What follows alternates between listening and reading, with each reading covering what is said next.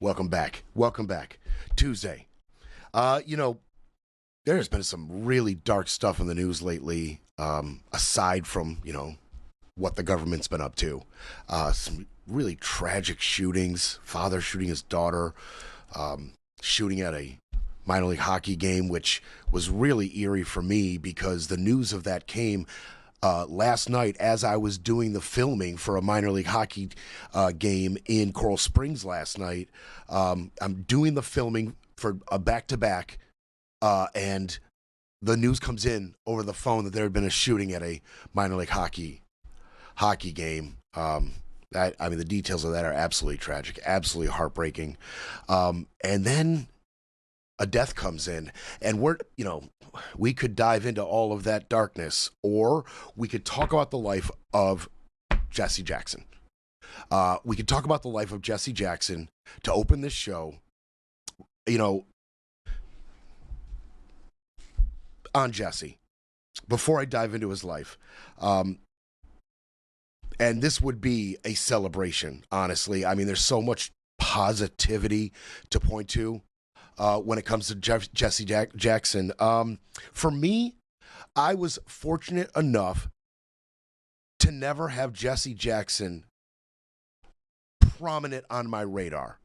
As a young man, I could see the things he was doing. I was too young in '84 and '88. I was not into politics. As I got a little bit older, into my late teens and my early 20s, I was fortunate enough to have a loving family in an area with loving neighbors, and for the most part, I was insulated from a lot of the things that minorities have to face, and that's just the reality. And that doesn't mean I've told stories on Randy's show, and that doesn't mean I've had my fair, I haven't had my fair share of racism affect me. But what I'm saying is, I've never needed a Jesse Jackson in my life. I've never needed someone to fight for my rights directly in my city, things that affected my life directly. Although his fight against injustice and inequality, it was for everybody. It was for everybody. So Jesse wasn't like, I'm not going to sit here and lie to you and say, oh, he was a personal hero. And no, he really wasn't. I recognized him for the man that he was. I thought his life's journey was really interesting and impactful, and I recognize all of the good he did for this country and for minority communities. I recognized all of that as I grew older and older. Those things became more impactful as far as judging him for and his life and who he was being important to me. It became more and more important as I got older. But for many people, he fought directly for them, causes that we all could get behind moralistically. Not everybody, obviously, not everybody, but Jesse led a great life. He led a great life, an impactful life, and he changed the country. Bottom line. And we're going to talk a little bit about Jesse's life real quick. We're going to catch up with the life of Jesse Jackson. Now, he died at 84. In 2015, he was diagnosed with Parkinson's, and then that diagnosis was later changed to something called progressive supranuclear palsy. And that is what he died of at 84 years old. He lived a great long life. Great long life. Now, he went to two colleges. He went to the North Carolina A&T University, and he also went to the University of Illinois at Chicago.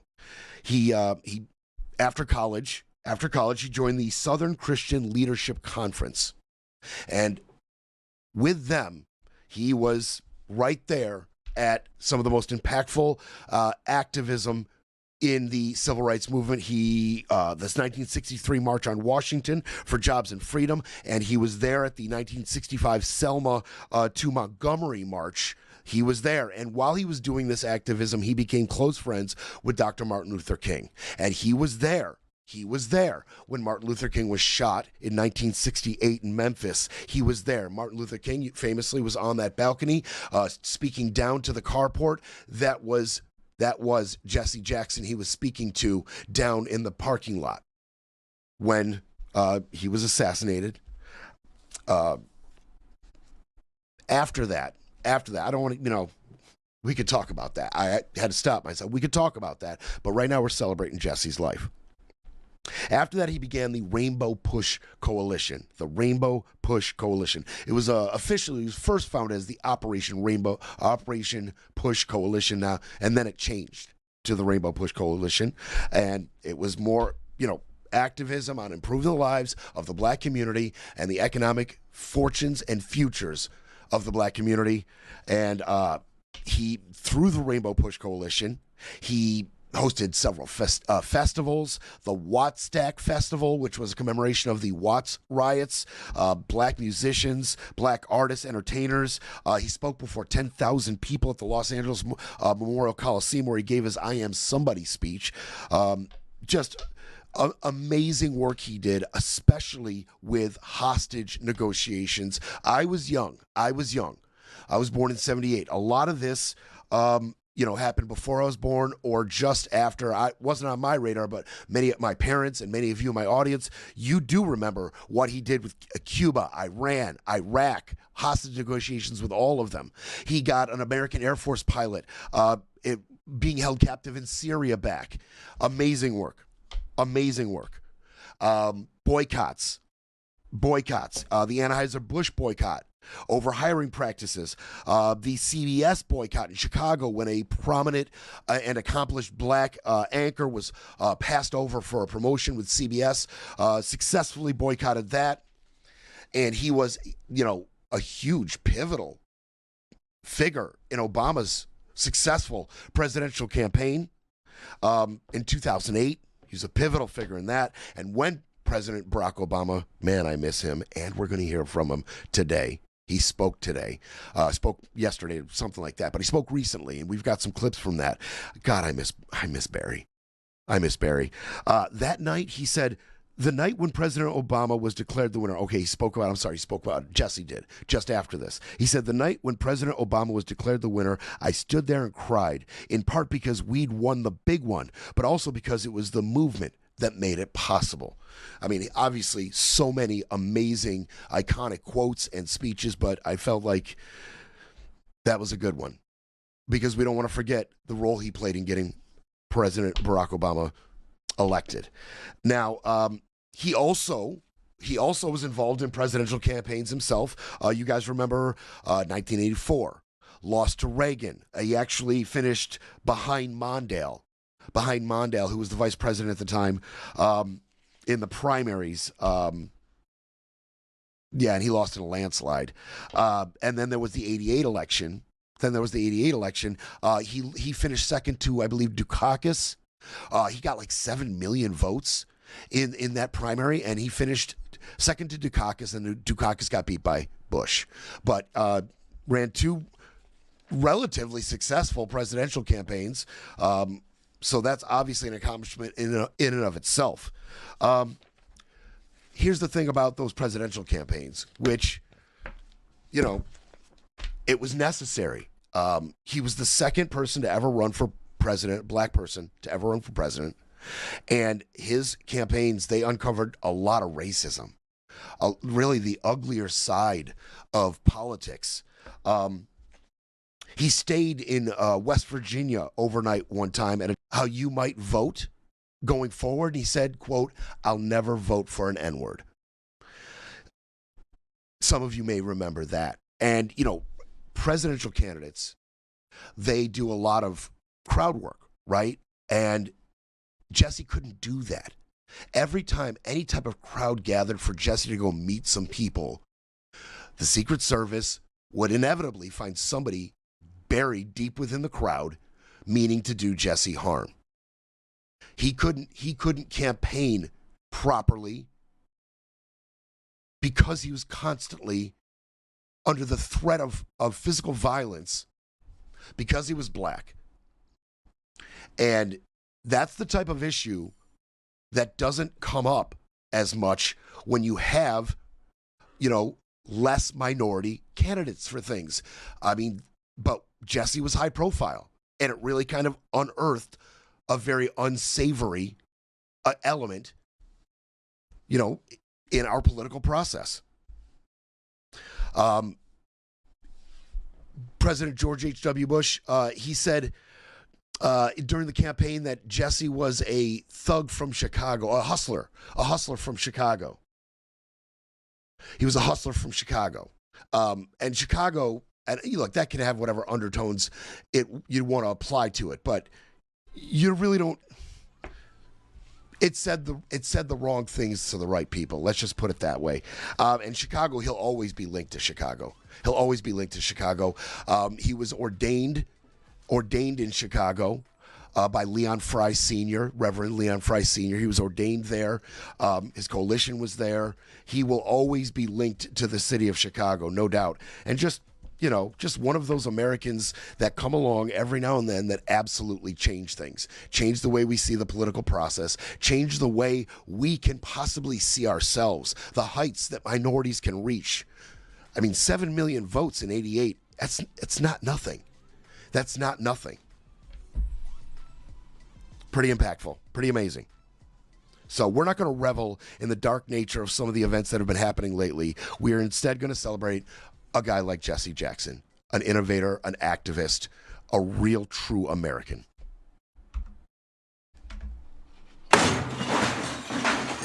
It's time for a quick break, then we break some more. You're listening to Brett Breaks Things.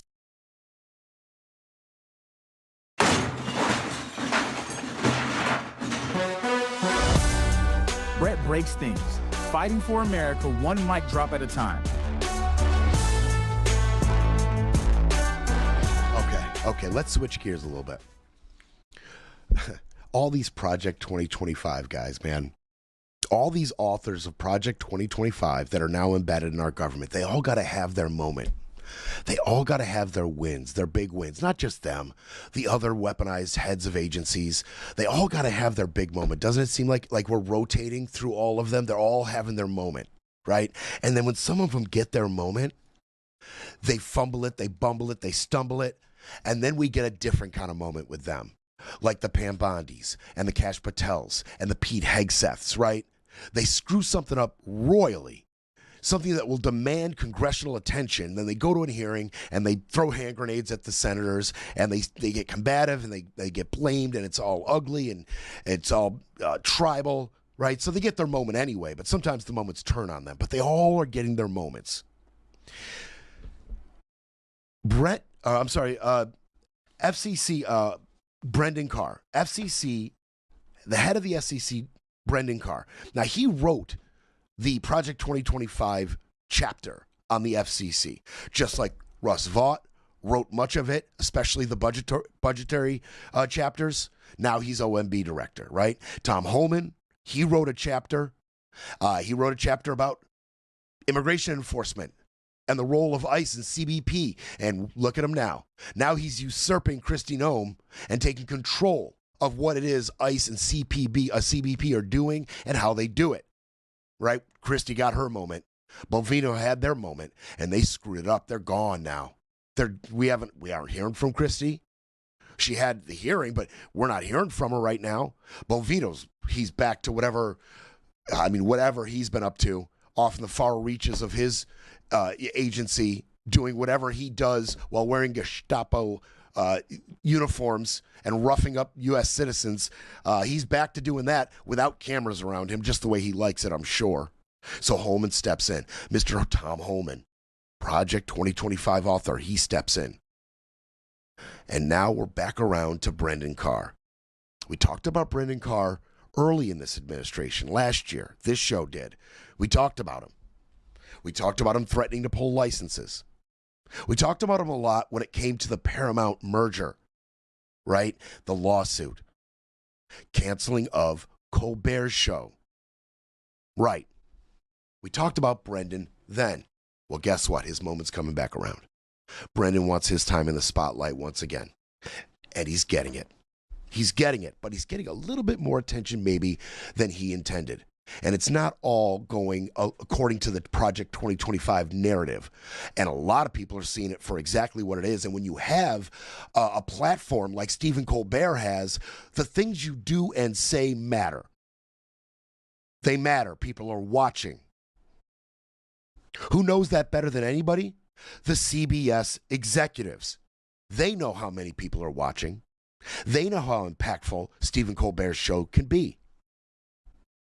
That's why, on the heels of James Talarico appearing on The View, and then an inquiry immediately being opened up into The View, and we will get to that. Immediately on the heels of this, when Stephen Colbert books James Talarico, and we have been talking about James Talarico a lot on this show, and I've told you how I feel about this guy and how he might be exactly what not just this country needs, but the Republican Party, is fearing, which is a God-fearing Christian who can quote Bible verses with the best of them, but has a moral compass that everybody should be able to relate to. A morally founded Christian who says what he means and is gaining a lot of traction. And the Republicans are scared to death of him because of how many Republican voters he may be able to peel off. So, that James Talarico.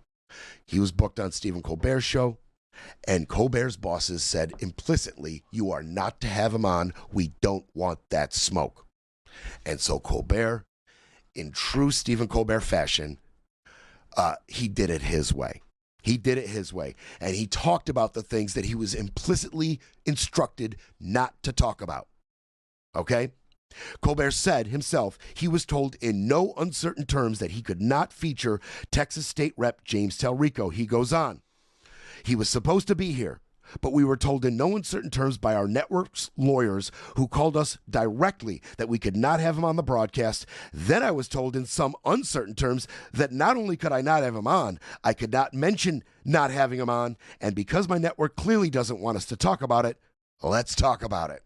And he talked about it. Now, we've got the excerpts of all the things he said. We had the full segment, but we're not just going to show you a full 7 or 8 minute segment of Stephen Colbert here on Brett Breaks Things. We're going to get to the point. He said a lot of things, and I encourage you to go seek it out, see what he said about this, because the jokes are hilarious. And he goes right at Trump. He goes right at Brendan Carr. He calls them both out, calls the whole situation out for what it is while being hilarious as usual. But yeah, this decision was made by CBS right after Brendan Carr, our head of the FCC, said he would start using the equal time rule for late night TV. Now, normally there are some programs, especially in late night, that have been exempt from the equal time rule. And we're going to talk about the equal time rule as well. Those programs have normally been exempt. It's just kind of the way we did business and the way the FCC did business. Stephen Colbert, Jimmy Kimmel, Carson, all of them kind of exempt. Even Saturday Night Live. You've seen how many times they've had Hillary on. And they've had Republicans on as well. They had Bob Dole on a couple times. They had George Bush on, and nobody was crying foul. Okay, just high-level political candidates would just show up on SNL. It was just kind of the way everybody did business, and the FCC was no worse off for it. Neither were we. It was funny, haha. Nobody really got their feelings hurt. But there is this equal time rule. And Carr said, he told us, he informed legacy networks they have an obligation to provide all candidates with equal opportunities, and that late-night talk shows that had been previously exempt from the rule no longer would be. Okay. Now, Carr has taken shots at Colbert and Kimmel and The View before. They have real estate in his head rent-free. They are in his head all the time, these late-night talk show hosts, these late-night funny people that say terrible things against his dear leader. He's thinking about him a lot. He said these talk shows operate out of a purely partisan political purposes. Okay, so we know how he sees them, as the enemy. That's an important context, just how personal that Brendan Carr takes this, these funny people in late night that talk about his dear leader. To Carr, Colbert said this: I think you are motivated by partisan purposes yourself. He also called the FCC's investigation into The View absolutely shocking. Let's call this what it is. Donald Trump's administration wants to silence anyone who says anything bad about Trump on TV because all Trump does is watch TV. Okay? He's like a toddler with too much screen time. He gets cranky, then drops a load in his diapers. So it's no surprise. And then he said to Brendan Carr, FCCU. And this all started for Colbert. This problem all started when the FCC would not let Paramount merge with Skydance. There was this outstanding $16 million lawsuit from Trump against Paramount, against CBS's parent company. And all of a sudden, CBS pays Trump $16 million, announces it's going to cancel the Stephen Colbert show, and Paramount Skydance merge. Just like that, they get the merger approved, all in one shot. The bribery, the crony capitalism, it's just so obvious. It's just right in your face. And Colbert called it out. This is what started the trouble with Colbert and this administration and Brendan Carr. He called it out. He called it a big fat bribe.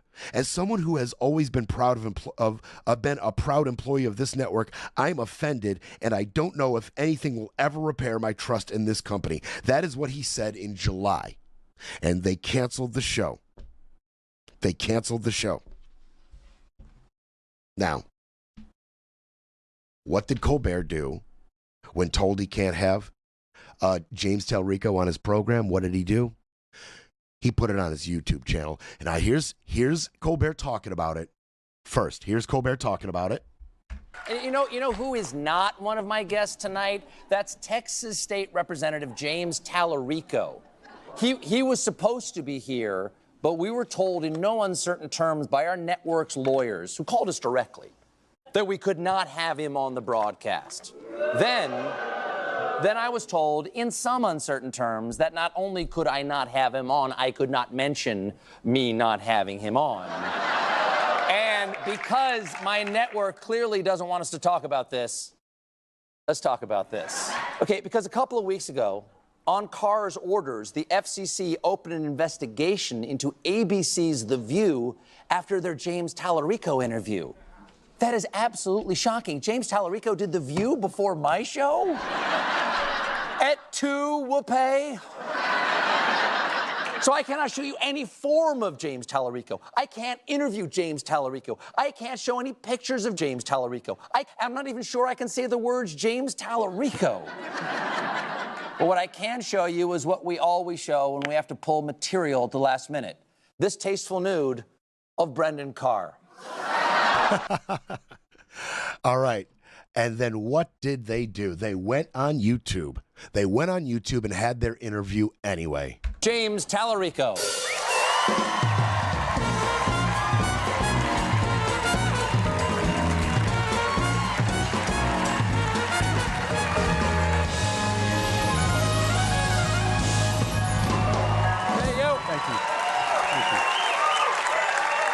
Now, here's the thing. I don't usually say this to a guest, but if people are watching this right now, it's because they found us online, on YouTube.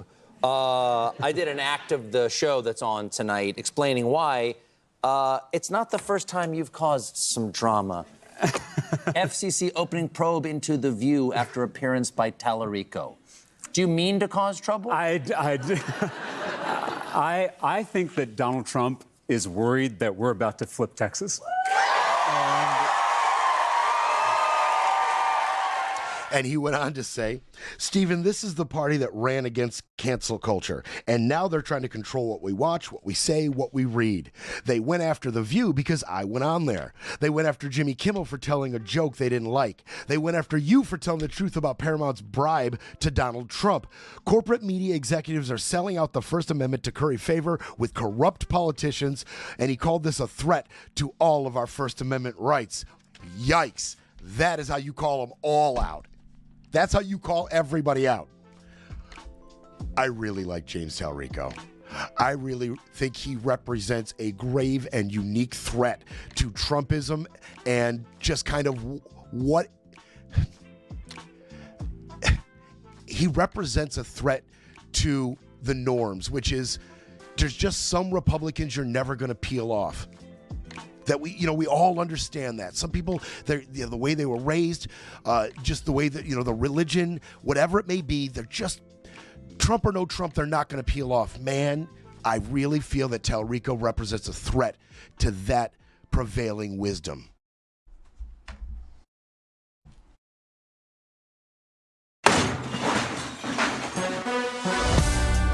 Breaking news, breaking rules, breaking through. Back to Brett Breaks Things. Now, you know how we like to do it on this show. You know how we like to do it. We like to long game these things, look at the legalities, look how it's going to play out. How should we feel about these things in the long run? The overview. When we've heard the micro, and Talarico's amazing, gives great mic. Now let's look at the macro, and let's, the macro obviously starting with a Project 2025 initiative playing out right in front of us. Pull the licenses, limit the voice, attack the First Amendment rights of anybody who speaks against this administration. Okay, that was Brendan Carr's responsibility in writing Project 2025. That's where he excelled. That was his contribution. So let's talk about what he's doing and the rules he's using to attack Colbert and The View and anybody else. Equal time rule, right? We're talking about the equal time rule. Now, this is what we're talking about. And there's two aspects to it. One of them being show, one of them being political and tribal, and the other one, when we really look at the equal time rule, it shows us that this is nothing more than what weaponizations are, former weaponizations are. Ed Martin promised us. It's not about the veracity of these things. It's not about their ability to succeed in their goal. It's about putting you through it, making you spend money, defending yourself, maybe getting fired. This is another one of those. Okay, and I'll tell you why. The equal time rule. The equal time rule. Equal time granted to any candidate running for the same office.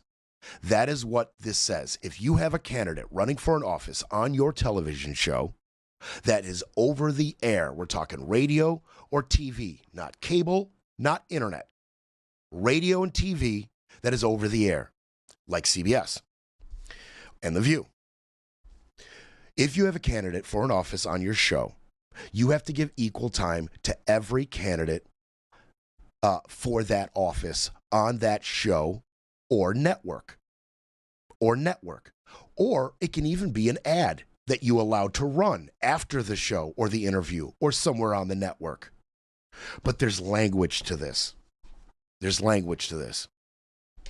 Now, what Brendan Carr is claiming is that Colbert and The View technically aren't exempt from this. And he's right. They are technically not exempt from this. Exempt from this are documentaries, news broadcasts like the Channel 5 Evening News, actual news broadcasts, they're on-the-spot coverage, right? Or a breaking news story that happens to have a candidate in it shown. There are exemptions, but they're technically not exempt. Although we have been, the way that the FCC has been doing business over the last handful of decades is they are exempt. We're just not going to go there with them. So Brendan Carr's attacking the idea that they're exempt. And he's right. He points to the fact that Disney did not request exemption from the FCC rule, and therefore he did not grant it. Did not technically grant it. He never granted them exception from it, and Disney never asked for it. Therefore, they're not exempt. And Colbert used to be exempt as well. He's not exempt. Okay, let's give Brendan Carr that portion of it. Colbert's not exempt. The View's not exempt. When you look at the rule, it clearly states that the candidates for that office who were not shown have to request that time. They have to request it for the rule to kick in, for you to, levy any fines or violations upon these people. The other candidates have to request it. Let's be clear. The show does not have to go. The View or Stephen Colbert does not have to go and find these candidates, search them out, reach out to them and ask them, hey, we're having James Talarico on. Do you want to come on as well? That is not the law. That is not the rule. The rule is those candidates have to come to The View. They have to come to Stephen Colbert, and they have to say, we saw you at James Talarico on. We request you adhere to the equal time rule and put us on, or run this ad, or have me on that other show on the network. And guess what? Scott and I did as much digging as we could, and as far as we found out, no one, not one person, requested any time on The View or the Stephen Colbert Show. And that's not the part that Brendan Carr wants you to focus on. He's going to drag him through it. He's going to drag him through it. Don't forget, Stephen Colbert's gone in May. That show has been canceled. They said budgetary concerns considering the toughness of the late night lineup, basically saying that Colbert's not good enough to cut the mustard and he's losing us money. That's their official line. No. The cancellation of that show was part of the bribe. Here's your $16 million. Oh, and we'll fire that outspoken critic of yours. Oh, great. You'll let the merger go through. You'll let the Paramount Skydance merger go through. Great. Thank you. A bribe. So he's gone in May. He's gone. He feels a little emboldened. Go figure. But Brendan Carr wants you to focus on these enemies of the administration. And who they really want to focus on this are other late night talk shows, other shows like The View, Saturday Night Live. You see what's happening? This is Brendan Carr's FCC. You are no longer exempt. Watch what you say about our dear leader. And if you're going to have one of these leftist, radicalized politicians on your show, you better come find us, and you better go find an opposing politician to get on your program or else. What up, Scotty? No, I just want to let you know a little update here as of 12 p.m. Eastern today. Just for context, before what I say is Colbert's show, it averages 2.3 million viewers typically. Typically, right? So far, the YouTube video as of 12 o'clock has 1.3 million views. His Instagram has 1.6, TikTok 2.4, and Twitter 5.1 across multiple videos for this. So, I mean, it's highlighting more. Not only that, but Google searches for James Talarico inside of Texas are skyrocketing. Great. They're skyrocketing. Great. So people are like, who's this Talarico guy again? Do on the Google machines. Unreal. This administration. So, yeah. They absolutely cannot get out of their own way.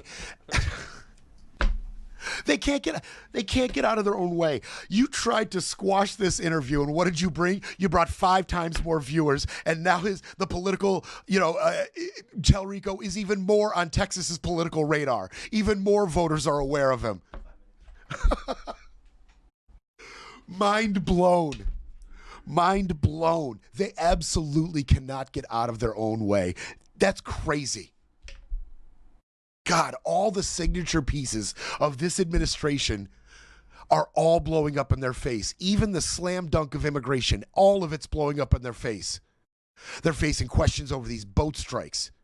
They're facing questions and pushback over the tariffs. This immigration policy is a nightmare, and no one's on board. Major private sectors are screaming. And now you've got Brendan Carr absolutely screwing up his little portion of this deal. His bribery was just laid upon, the awareness of the American public for everyone to see. You fire one of their most beloved, one of their most beloved late night talk show hosts. Unbelievable. And then you try to squash, you try to bury, you try to cancel an interview with Colbert in front of 2.3 million people. I'd try to bury it too if I was him, I suppose. You try to bury it, and what'd you do? You brought 5 times more eyes to it. Unbelievable. Unbelievable. So yeah, there's an inquiry into the View, right? And Stephen Colbert's gotten fired. He got fired, right? He's gone in May. Who's next? Kimmel survived it. Okay, that's a win. But who else is going to be forced to survive it? It's only a matter of time before he starts talking about pulling licenses again. I'm telling you, we're almost there. We're almost there. But couldn't get out of his own way. That's amazing. That's just amazing. And by the way, on the FCC, so the halftime show. U.S. Congressman Randy Fine, Republican, called for the FCC to look into and ultimately punish Bad Bunny for his Super Bowl 60 halftime show performance, calling it disgusting. Randy Fine calls for the FCC to look into it.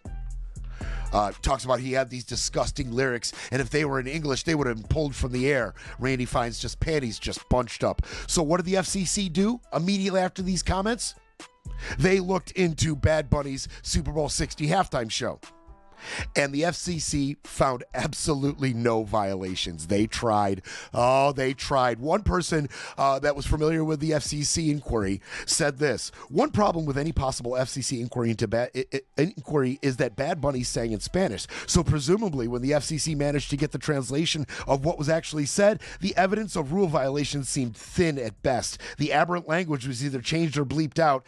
You can complain about the show all you want, but he did nothing illegal. Isn't that crazy? They tried to go after Bad Bunny. Breaking politics, breaking narratives, breaking news. But first, we need a coffee break.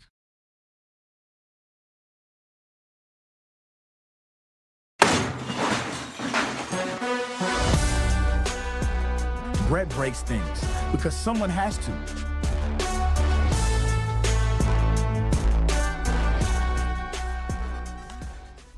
All right, let's keep talking about Project 2025 authors. Let's do it. Russ Vought. Let's talk about Russ Vought, because I feel like that's eventually going to turn into a loss for Brendan Carr, the whole Colbert mess, especially this inquiry to The View, for the reasons I detailed. But Russ Vought, he is holding much larger L's, much larger losses. We are a year in. As he is the director of OMB. When Trump came in, Russ Vought had one mission: to slash core functions of the federal government, slash them, cut them, weaponize the budget, all the woke Democrat projects and agencies and money and funding, right? He said it himself, all the woke Democrat agencies. Crazy they can say the quiet part out loud like that. But they went about doing it. And they proposed and set in motion $163 billion of slashing from the federal budget. $163 billion is what they went for in cuts. Well, a year in, they have been completely stiff-armed by Congress. You want to talk about wins? We're going to talk about wins right now. And there are some losses within this, like public broadcasting and USAID. They've also gotten away with firing thousands of federal workers. It hasn't all been a loss for Russ. There are little wins sprinkled in there for them, but there's bigger wins for us. Because a lot of what I'm going to detail to you, we were so scared to death that it was just set in stone, and Congress had other ideas. They had other ideas. And why? Because many Republicans, not just Democrats, but many Republicans understand that this money that they allocate is essential to the communities that they represent. Essential. They are also up for re-election. And maybe they're just a little tired of getting completely stepped over by this administration. They serve a core function in this government. They serve a purpose, and Trump is muting that purpose. He is eviscerating their importance. He's making them impotent. And I don't think they like it very much. They're bigly, strongly too, Mr. Trump. And they're showing him. I think this is, in part, a little bit of a message sent to Trump that you alone do not run this government. There are 3 branches. One of them he has completely in his pocket. We know this. Maybe not on the tariffs. Well, keep your eyes peeled. But for the most part, the judicial branch is in his pocket. But, hey, lawmakers in Congress are sending messages, and they have sent big messages over this year over the budget. When you look at the big numbers, Congress has allocated $1.6 trillion in funding. The first Monday in every February, the president has to submit his budget cuts, his view of the budget for the upcoming year. Okay? Well, this year's budget was $1.6 trillion. It is almost no change from the previous year. So while Trump tried to cut $163 billion in federal funding and put us in shock, like Russell Vought promised, Congress approved the exact same amount for the next year. And by the way, Trump is about to submit this year's. They're usually a little late. There's no pushback. Sometimes they're a little late submitting their budget, but he's going to try for 2027. He's going to try again. Keep that in mind. He got stiff-armed this time, but he's going to try again. Now, let's talk about some of these wins and losses. The few losses, like I said, public broadcasting, USAID, thousands of workers fired. Okay, but the wins. First of all, we were all absolutely horrified at his plans for the Department of Education. He began freezing funds. He began firing people, and we all thought it was going to be just a completely dead entity. Linda McMahon being chosen to head it, that told you everything you needed to know about the administration's plans for the Department of Education. Well, I got news for you. Congress had other plans. They have approved $79 billion in funding for the Department of Education. Boom. That's a win. It is not dead. Linda McMahon will not be there forever. As long as it survives, we can fix it. We can hire people back. We can unfreeze funding. It can be undone. It's got to be alive. And it is. Department of Commerce, Labor, Health and Human Services, all got funded. He tried to cut science, right? Science and health. He tried to cut the National Institute of Health. He tried to cut NASA. He tried to decimate them. Congress not having it. They rejected all of the cuts from the Trump administration and Mr. Russ Vought on that. Let me give you a little breakdown. Oh, man, I'm going to roll around in this. I'm going to just roll around in the wind. I'm just going to cover myself with it. Oh, I love it. EPA. The EPA. Trump tried to cut 54% of the funding for the EPA. Congress funded all of it except 4%. So of the 54% in cuts, Trump got his 4% out of that. HUD, urban development. Trump tried to, of course he did, tried to cut $44 billion in HUD. It got funded. An extra $9 billion. Oh, man, this is awesome. I can't even get it. Okay, so he tried to cut the CDC by 41%. Only 1% of it got cut. He tried to cut NIH, Institute of Health, by 39%.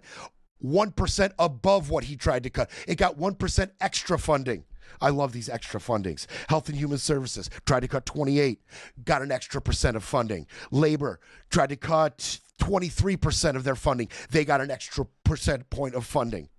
Agriculture, Treasury, Commerce, Education, Interior. He tried to cut them anywhere between 19 and 14%. None of them got cut more than 7%. And one of them, Commerce, got an extra 7%. Love it. Justice Department, Veteran Affairs, extra funding for Veteran Affairs. The one department they wanted more for, other than DHS, and that fight is still going on, is the transportation. He wanted too much. for transportation, and Congress dialed that back. He wanted a 23% increase in Department of Transportation funding, and that got a 13% increase. Oh, I love rolling around in these wins. I mean, okay, I just gave you those numbers, and they're pretty stark. I mean, you want a rebuke of Trump policy by Congress, by Republicans, by everybody. There it is. There it is. I mean, this was a signature piece of his agenda.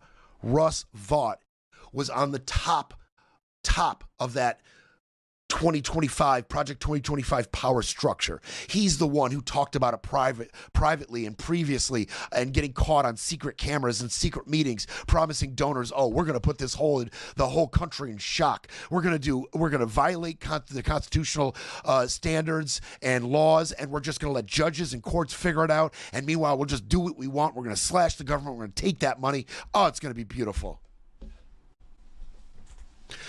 Well, Congress had other plans. Okay? And Russ isn't getting away with it just like that. I mean, the whole Doge thing was pretty appalling and pretty damaging. I mean, especially with what happened to Social Security. First, they promised on the front end that all of your info is safe. Don't worry about these Doge nerds. They won't get your info. We found out on the back end, of course, the Doge nerds got all of our info. Not only did they get it all, they shared it. They shared it with like election advocacy groups and other people. Then Social Security comes out and says, "Oops, yeah, it happened. Really sorry about that." So Doge was a nightmare. For sure. And Russ was not on board with Elon's approach. The whole time was not on board. And Russ was the one who pressured the president to distance himself from Elon and end that Doge nightmare. That was all Russ, because Russ wanted to cut the government his way. His $163 billion in cuts. And Congress just said no. Now they're going to do it again. And from all reports, they're going to go harder. That $163 billion number they tried to cut in the first year of this term, it will be higher. And where do they want that money to go? They want it to go to the military. They want a $1.5 trillion increase to the current government spending on the defense, on the DOD. They want much, much, much, much more government spending on the military. That goes right along with their philosophy, the one that was shared with the EU countries. You better start protecting yourself because we're going to protect ourselves. And peace through strength is our new motto here at the Department of War. Peace through strength. And they're going to follow through on that. And you can't have the equal amount of strength you have will lead to that peace. The more strength, the more peace, right? So here we go. They want to slash and give it to DHS. They want to slash and give it to ICE. They want to slash and give it to the military. And they want to give it other places as well. Oh, yeah. That one win I talked about, USAID, it's gone. They fired everybody. They pulled all of its funding. Now, Russ Vought was the temporary head of the USAID, and he saw to its dismantling personally. And he dismantled it all the way down, pulled all the funding back down to $15 million. That was all that was left in USAID when they were done with it. Almost no employees and $15 million. And what did Russ do? Because USAID was underneath the OMB, and it was his right to do so, he took that $15 million left, and he gave it to himself. He paid for the Marshals Service to give him personal protection, about a dozen marshals, personal protection for the whole year. Just like that. Said, thanks, I'll take that for my own protection. Just like that. Now, I know what you're thinking. When you think about the USAID cutting and then it being absolutely gone, no more. I think it's, how many years? How many years was 64 years we had USAID. It's gone. Not all foreign aid and assistance is done with, though. The State Department has picked up those responsibilities. Are they fulfilling them with as much zeal and enthusiasm as USAID did? Of course not. Of course not. Especially in the area of PEPFAR and the AIDS relief and prevention, especially there. But the State Department has picked up some of that responsibility. But Russ just took the coffers. He just took the rest of it, gave it to himself. Gave it to himself. And so the reason he's doing this, now the marshals, they usually protect courts, judges, court officials, and employees. That's who they usually protect. And everybody knows it's a bad look, including the marshals. They were forced to make an official statement, which they did. They said it could offer protection to members of the executive branch who face threats or at the direction of the attorney general. Boom. So it's covered. It's legal. Stop crying about it, right? And the whole reason they're saying they're doing this is because Russ Vaught's life's in danger. And you know what? Last week, in Northern Virginia, a man was arrested on attempted murder, and although local officials are declining to say this, it appears that Russ Vought was the target. Yeah. So looks like, if the reports are to be believed, that his life is actually in danger. Go figure. You attempt to dismantle democracy and turn us into a dictatorship. Maybe one of 350 million Americans might be really, really, really upset with you. No, I am not advocating anything this gentleman may or may not have done. Absolutely not. Political violence has no place, period. You know that. You know I feel that way. But I'm just saying. I'm not surprised a few individuals might be driven to such an action. I'm not shocked. It doesn't surprise me. Apparently, people are upset with Russ Vought, so he needs USAID's last penny to protect himself. I'm going to come back because I promised you'd hear from Barry, and we're going to hear from Barack in just a little bit. It's time for a quick break, then we break some more. You're listening to Brett Breaks Things.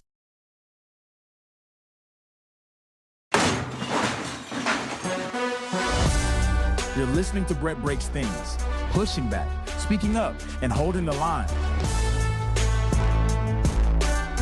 All right. I try to follow through on my promises. Man, do I miss Barry. All right, so we're going to hear Barry talk because this is the first time he spoke since the ridiculously racist post by Trump of Barack and Michelle as apes, right? So this is the first time he spoke about this. Now, he's going to talk about a few things. He's going to talk about a few things that we're going to hear from him. I just want you to indulge yourself and just remember a time when this is how our president spoke. This is the tone he used. The respect, the intelligence, the insight. We did not appreciate Barack Obama as much as we should have when we had him. Period. I think it seems obvious now, right? That statement seems kind of obvious considering. Okay. So he went on with a YouTuber, Brian Tyler Cohen, and he said a few things. And I'm going to let Barry say a few things here.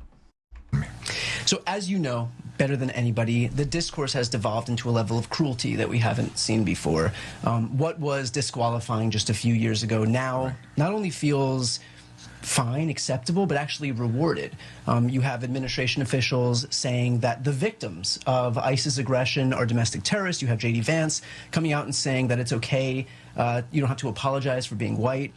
Just days ago, Donald Trump put a picture of your face on an ape's body.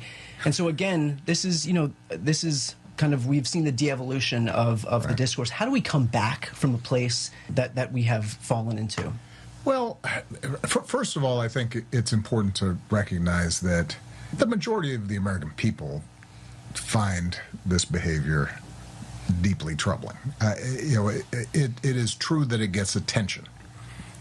It's true that it's a distraction. But as I'm traveling around the country, as you're traveling around the country, you meet people. They still believe in decency, courtesy, kindness, and there's this sort of clown show that's happening in social media and on television. And what is true is that there doesn't seem to be any shame about this among people who used to feel like you had to have some sort of decorum and a sense of propriety and respect for the office, right? So that's been lost. But the reason I point out that I don't think the majority of the American people approve of this is because ultimately the answer is going to come from the American people. Okay. Barry said a lot there.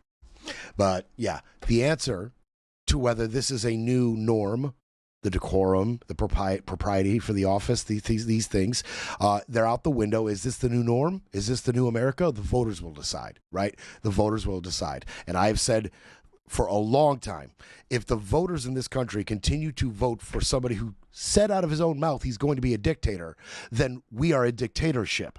Okay, I'm sorry. People who love democracy at that point have been proven to be in the minority. And when the majority of the people in this country vote for a dictator, then they refuse to leave office. Guess what? They wanted to be a dictatorship. And even many MAGA will just openly admit, and I've seen it, you've seen it, you've heard it, hey, if Trump should stay in office, I'm okay with that. If Trump should never leave, ever, I'm okay with that. I would not be okay with Biden doing that. I would not be okay with Obama doing that. But if Trump does that, I'm okay with it. Many MAGA and some Republicans in this country, they want their dictator. No problem with a dictatorship if it's their dictator. So, Barry's telling you right there. Is this the new norm? Is this the way we do business out of the White House going forward? Well, the American people will tell you that. They'll decide. And a lot of that is going to be decided this November. No doubt. No doubt. Now, this next bit he talks about, I love it because if you're somebody who's just a blind hater of Barack or somebody who just blindly does the talking points and spins the spin and the propaganda and tells the lies, if you're one of those tribal radicals who will hate everything this man says, the gymnastics that they will have to do to get around the profound truth of what he's about to say would have to be incredible. Incredible. We're watching the Olympic. It would have to be Olympic level gymnastics to deny what he's about to say next. But the reason I started with reminding ourselves, yes, we have a harder job because sometimes I think we're tough on Democrats, saying, why aren't you being as mean, tough, and nasty as they are? Well, you know, it's when I was president of the United States, I suppose I could have simply unilaterally ordered the military to, go into some red state and harass and intimidate a governor there, or cut off funding for states that didn't vote for me. I could have exercised that prerogative, but that is contrary to how I think our democracy is supposed to work. And I think we shouldn't get discouraged by the fact that we have a tougher job. What we should do is expect that our side is smart enough to figure it out. Right. Right. They love to say Barack Obama was a communist. Some say he's a Muslim radicalist terrorist, but a lot of the right likes to say he was a communist. And they like to say that Biden was the most corrupt president ever. If that were true, why didn't Barack Obama federalize the military and the National Guard, rather, and use the military as his little toy army? Why didn't he do that? If he was as bad as you say, why didn't he do any of the things that Trump is doing unilaterally, right? And if Biden was the most corrupt, then why would Biden leave office willingly? Why would Biden allow a free and fair election? Why wouldn't he scheme together a $2 billion grift like Donnie? Why wouldn't he? But they didn't. Because you know in your heart, they aren't like your boy Donnie. You know that in your heart. And could you imagine? He said, and Barry said it before, could you imagine if he had done any of these things? Could you imagine what would come out of the right wing had Barack done any of the things that Donald's doing? Tariffs, immigration, weaponizing the military, weaponizing the DOJ, weaponizing the FBI. Could you imagine? And then Barack goes on to talk about the Democratic Party. And I thought this was important kind of to hear out of him. And I think he's speaking a lot of truth here. It might be hard for some people to hear it, even sitting lawmakers. But I think there is some truth in what he's about to say next about the Democratic Party. What is your advice in terms of remobilizing a generation of Americans that we've had trouble mobilizing up to this point? Well, look, part of it has to do with the fact that I was young. Yeah. So maybe don't nominate octogenarians? Look, I'm 64 now. I'm pretty healthy 64. Feel great. Yeah. But the truth is, half of the references that my daughters make about social media, TikTok, etc., I don't know who they're talking about. Yeah. There is a element of, at some point, you age out. You're not connected directly to the immediate struggles that folks are going through. And so I'm not making a hard and fast rule here, but I do think that Democrats do well when we have candidates who are plugged into the moment, to the zeitgeist, to the times, and the particular struggles that folks are thinking about as they look towards the future rather than look backward toward the past. And so some of it is choosing candidates who check that box. He is talking about AOC. He's talking about a Jasmine Crockett, who is running against James Talarico. And he's talking about James Talarico, right? He's talking about that younger candidate. We do better with younger candidates. Is he right? I'll leave that for you to decide. But he even said himself, I was younger. Maybe that was key to my victory, right? He said a lot of things. He talked about Trump's immigration policy. He talked about public protests. He talked about the deployment of ICE in Minneapolis. I encourage you to go look and find that interview. He said a lot of great things. I could only bring you just a little bit of it, and it just made me just miss him so much. It made me miss a time when that's how our president spoke and communicated. The thought he used to, he put into his answers. Talking about the American people as a whole. Not once mentioning the radical left or the radical right or whatever, right? Not once being tribal. Introspective thought. I miss it.